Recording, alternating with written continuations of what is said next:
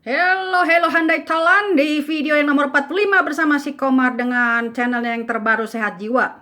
Walaupun kali ini isinya bikin stres, tapi jangan stres, jangan takut, jangan percaya tahayul, penjelasannya sangat scientific. Dan terutama jangan jadi orang ignorance, menganggap ini bukan masalah gue, ngapain gue dengerin yang kayak ginian. Justru yang beginian ini sangat cepat ditolong kalau kita dari awal tahu coy. Oke, pertama-tama aku jelasin dulu keadaan aku ya. Ini personal sekali. Dan ini walaupun kedengarannya sepertinya dia mamer, bukan ya. Oke, so far bencana ya di keluargaku aku nggak ada bencana, puji Tuhan banget. So far nggak ada bencana besar, aku dan keluargaku so far oke. Baik mereka keluargaku yang hidup di Jakarta maupun yang hidup di Amerika. Secara financial juga kita dalam 20 tahun ini puji Tuhan lagi sangat oke ya. Kita nggak tajir-tajir banget, tapi kita semuanya oke. Dalam hal aku udah pensiun, lakiku udah pensiun, aku pensiunan guru matematika dan dia pensiun insinyur avionik. Dalam hal pendidikan, aku S1-nya di Engineering Computer Science dan S2-nya di Education, walaupun belum dihabisin ya, tinggal tesis. Suamiku pendidikannya juga di engineering, keluarga-keluargaku semua, anak bapakku semua juga semuanya lulusan university. Jadi dalam hal pendidikan kita nggak kurang, nggak tinggi-tinggi banget, tapi kayaknya nggak kurang. Rumah tanggaku juga bagus, lagi bagus-bagusnya, puji Tuhan. Suamiku baik banget, sayang banget sama aku. Si bule tuh paling takut sama aku dan sangat sayang. Hidup di Amrik juga sangat sejahtera ya. Di sini tuh hampir-hampir nggak ada stres. Lu beli sampo kemarin 4 botol, satu sampai pecah gitu ya. Sampai di sini pecah, aku tinggal telepon si Walmart. Langsung dia bilang, lu mau diganti samponya apa? Mau diganti duitnya? Dengan ramahnya. Dan yang diganti langsung empat-empatnya ya. Karena yang satu yang pecah itu bikin yang 4 kotor. Jadi semua 4-4-nya diganti duitnya. Aku minta diganti. Jadi sangat sejahtera sekali ya hidup di Amerika. Semua sangat teratur. Nyetir sampai dokter sampai segala macam. Semua sangat sejahtera, sangat aman. Nah selama ini solusi apa aja yang udah pernah aku jalanin ya. Dalam hal Tuhan jangan dipertanyain lagi deh. Gue bisa marah banget kalau dipertanyaan. Gue tuh sehari tuh berdoa tuh 4 jam coy. Gue memang sejak pensiun mendedikasikan hidup gue part time untuk Tuhan ya. 4 jam sehari berdoa untuk Tuhan. Kita orang Katolik banyak doanya nggak akan kehabisan. Untuk olahraga gue biasanya treadmill, lari, yoga itu nggak akan kurang. Terus setiap hari ya, dan makanan sehat udah bener-bener gue jaga. Di sini makanan sangat murah. Dan gue jago masak juga, gue bisa masak, jadi untuk yang namanya makanan gak kekurangan ya, nutrisi. Hobi gue banyak banget ya, lu tahu aja yang lu udah tahu sama gue ya, mulai dari melukis, menggambar, masak, apa aja semua dari nyanyi, sampai bikin video, sampai jalan-jalan, olahraga, traveling, fotografi, nggak kekurangan. Soal terapi di sini juga ya, karena gue di sini dapetnya gratis, yang namanya terapis, psikolog, psikiater itu mulai dari yang disediakan dulu sama perusahaan gue dan perusahaan laki gue dengan gratis. Itu semuanya udah bolak-balik ke terapi ya. Healthcare di sini juga gue dapet yang gratis, mulai dari obat berapa mahal pun gue nggak bayar, dokter gue nggak bayar, rumah sakit, emergency, unit gawat darurat semuanya gratis. Jadi gue nggak stres sama sekali ya soal itu. Jamu-jamuan juga di sini bagus ya, bahannya bagus sekali karena mungkin pohon di sini ada yang nggak di insecticide. Jadi kalau bikin herbal jamu-jamuan mereka lebih aman daripada yang buatan Cina misalnya. Dan kalau yang nggak ada gue bawa sendiri dari Jakarta, dari Indo. Atau kirim pakai pos. Jadi nggak kekurangan jamu. Soal kemauan keras, nggak ada yang bisa ngalahin gue deh kayaknya deh soal inkonsistensi sama persistensi gue tuh orangnya kayak yang tahu gue banget. Gue tuh sangat keras kemauannya dan jalaninnya.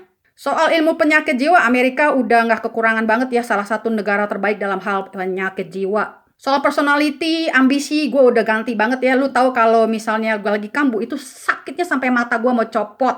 Dan gatal-gatal di seluruh tubuh tuh, itu kalau lagi hoki ya, itu gatal-gatal itu tuh sampai berdarah-berdarah gue garukin saking gatalnya. Jadi di sini tuh musim dingin gue tidurnya pakai es batu coy. Di mana-mana di badan gue semua di es batu. Itu bisa bayangin berapa gatalnya dan sengsaranya. Dan yang paling gue takutin itu ya, yang ada panggilan bunuh diri, nanti sebentar lagi gue ceritain. Jadi dalam hal personality gue udah ganti banget. Soal ilangin ambisi gue udah ganti banget. Soal ganti mindset lu gak usah ngomongin lagi deh, gue udah ganti banget. Soal meditasi itu penting, gue di sini mulai dari dokter yang ngajarin punya meditasi, psikiatris gue semua, sama kanselor gue sampai gereja, itu udah gue jalanin. Dan di sini juga ada yang dinamakan Social Security Disability, sekitar $1.600 yang bisa gue klaim kalau gue mau. Jadi gue urus, gue klaim dan gue bisa dapat ini uang gratis 1.600 sebulan. Kalau gue mau kasih tahu pemerintah bahwa gue ini disability gini, penyakit jiwa, dan mereka akan kasih gue duit ini. Tapi sampai sekarang gue belum urus karena gue merasa masih cukup duit, gak perlu. Mungkin kelak-kelak gue urus. Nah, ciri-cirinya seperti apa? Gue kalau lagi depresi ya, ini yang ringan-ringan, ini yang gue tulis nih yang gawat-gawat aja ya. Misalnya gatal-gatal di sekujur tubuh yang sampai berdarah-berdarah kalau gue garukin dan gue harus tidur pakai es batu padahal musim dingin ya. Terus sakitnya minta ampun itu terasa sekali, separuh badan gue itu sakit, separuh kepala, separuh muka, semuanya sakit tuh sampai saking sakitnya sampai mata gue mau copot. Dan makanin paramek apa painkiller itu nggak mempan ya, halusinasi, gue merasa kecoa menjalar di seluruh tubuh gue, jadi gue terus-terusan mereksain ini kecoanya di mana gitu ya. Terus keinginan untuk bunuh diri gue dan keinginan untuk bawa suami gue juga mati bersama gue. Sekali lagi ini cuma ciri-ciri yang gue garis besarin aja, yang ciri-ciri lainnya seperti kecapean. Oh iya, nggak bisa tidur juga, gue pernah nggak bisa tidur 6 minggu itu ya. Ya, jadi mengakibatkan anxiety gue keluar. Antaranya nggak bisa tidur selama waktu itu yang paling parah 6 minggu. Dan gue juga saking tingginya anxiety-nya gue nggak bisa nyetir karena gue selalu tiap di perempatan atau lampu merah gue nggak bisa lagi nginjek gas, rasanya gue seperti mau ditabrak orang dan rasanya gue seperti mau bunuh orang di perempatan.